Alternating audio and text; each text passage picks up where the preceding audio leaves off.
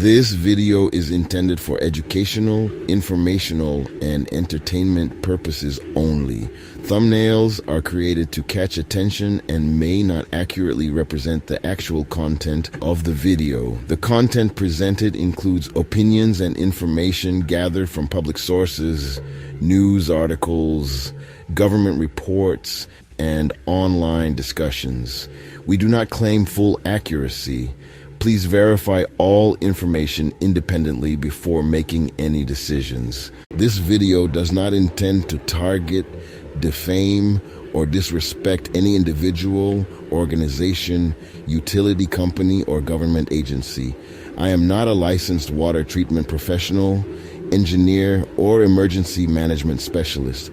Always do your own research and consult a qualified expert before making any major preparedness decisions. The views expressed here are my own and do not constitute professional advice of any kind. This content is meant to spark thoughtful reflection and discussion, not to cause panic or tell you what is right or wrong. Please watch with an open mind. Thank you for being here and for being part of our prepping family.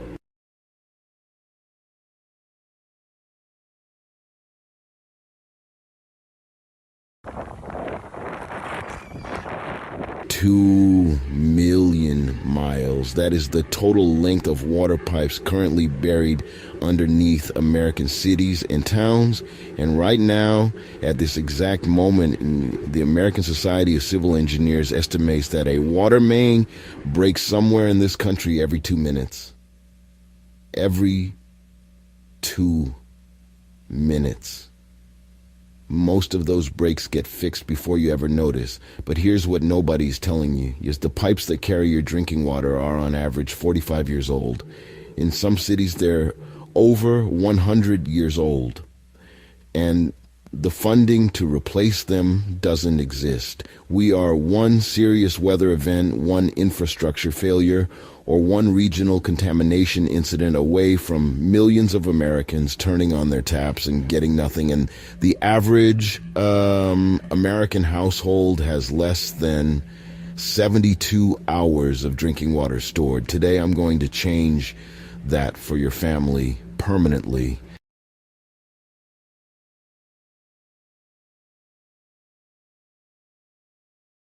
In February of 2021, a winter storm hit Texas that nobody was prepared for. Within 48 hours, 12 million people lost access to safe running water. Pipes burst, treatment plants failed, boil water notices went out across the state. People were melting snow in pots, driving hours to find bottled water, waiting in lines that stretched around city blocks in freezing temperatures. And here's the part that sticks with me. Those were not unprepared people by nature. They were ordinary families who simply never thought about water because water had always been there. That's the danger. We don't think about what we've never had to live without.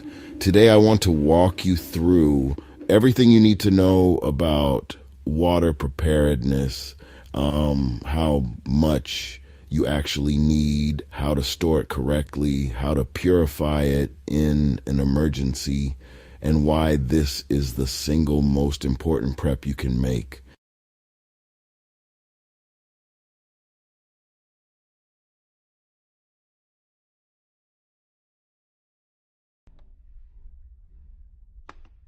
FEMA says 1 gallon per person per day. That's the absolute survival minimum, drinking only. But realistic preppers know the real number is closer to 1 gallon per person for drinking, plus 1 additional gallon per person for sanitation and cooking. That's 2 gallons per person per day. Take your household size, multiply by 2, multiply by 30. That's your 30-day water target in gallons. A family of 4 needs 240 gallons for 1 month. That sounds like a lot, but broken down into 7-gallon water containers stored in a garage or closet, it's completely manageable.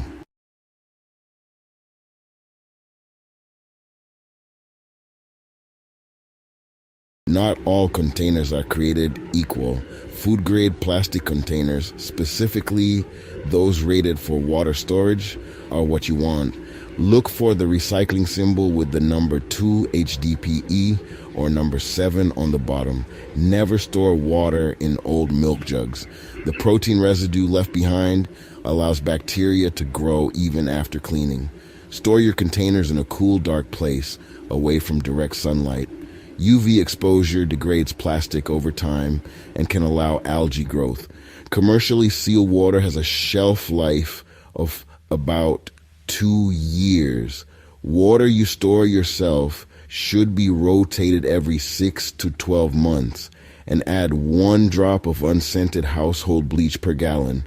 When storing tap water for long term, it prevents bacterial growth.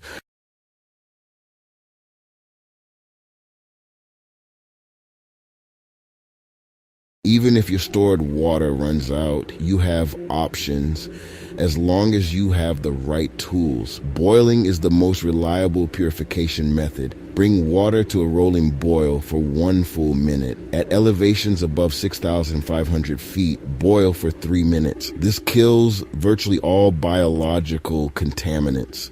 Water filtration, products like the Sawyer Squeeze or Berkey gravity filters remove bacteria, protozoa, and many chemicals. A quality gravity filter can process thousands of gallons before needing replacement. This is one of the best investments a prepper can make. Water purification tablets, iodine or chlorine dioxide, are lightweight and cheap. Keep them in every go bag. They work in 30 minutes and have a shelf life of several years. Bleach. Regular, unscented household bleach at 6 to 8.25% concentration can be used at 8 drops per gallon of clear water to purify for drinking. Shake and let stand 15 minutes before consuming.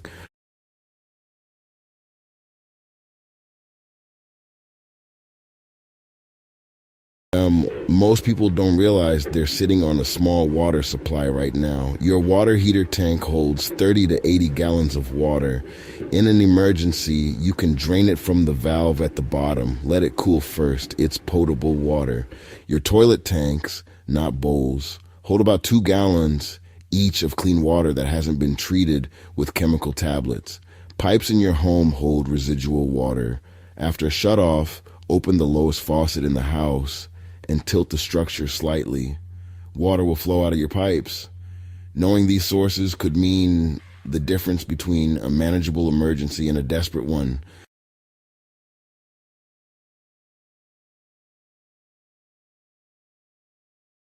Here's what concerns me most about water preparedness in 2026. It's not just supply disruption, it's contamination, lead pipes, agricultural runoff, PFAS chemicals, commonly called forever chemicals, have been detected in water supplies in all 50 states. So these are compounds linked to serious health problems that don't boil out, don't filter out with basic filters, and don't disappear on their own. The only filters that reliably remove PFAS are reverse osmosis systems or activated carbon filters certified to NSF standard 58 or 53. If you're not filtering your water now in normal times, you should look into it, because in an emergency, your options narrow fast.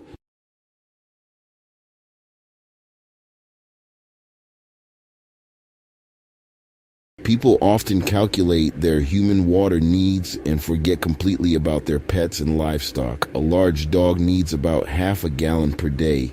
A cat needs about a cup. Chickens need half a gallon per day per bird. Larger livestock need significantly more. If you have animals, factor them into your water storage calculations. In a crisis, you cannot send them outside to find water the way you might imagine. Your responsibility to them is total.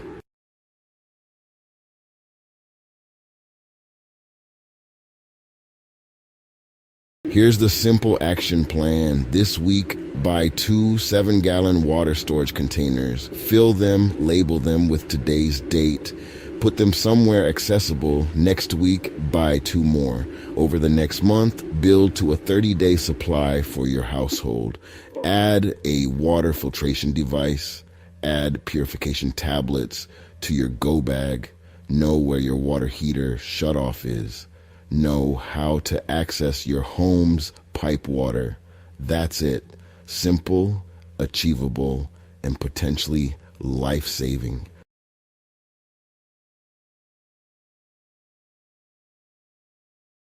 Water is the most critical and most overlooked prep. People spend hundreds of dollars on freeze-dried food and forget that without water, that food is completely useless. Most freeze-dried meals require 1 to 2 cups of water per serving to prepare. Your food storage is only as strong as your water storage. If there's one thing you do this week based on this video, go to your store, pick up 2 7-gallon water containers, fill them when you get home, and store them somewhere safe. That one action puts you ahead of 90% of your neighbors when something goes wrong.